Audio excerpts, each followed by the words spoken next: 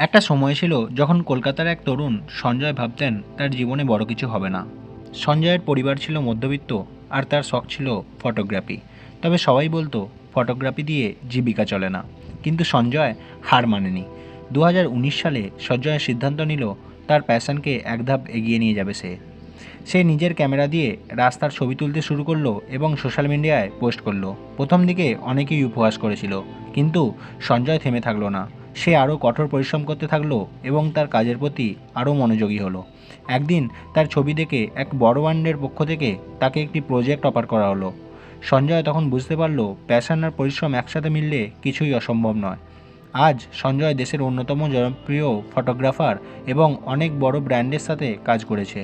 মূল শিক্ষা: কখনোই মনের ইচ্ছেকে উপেক্ষা করবেন না। জীবন আপনাকে প্রতিটি মুহূর্তে নতুন সুযোগ দেবে। শুধু আপনি প্রস্তুত থাকলেই। সঞ্জয়ের মতো আপনিও আপনার প্যাশনকে অনুসরণ করলে বড় কিছু অর্জন করতে পারবেন। নিজের বিশ্বাস আর পরিশ্রমে ভরসা রাখুন। এক সময় এই ছোট সিদ্ধান্তই আপনার জীবনকে বদলে দেবে।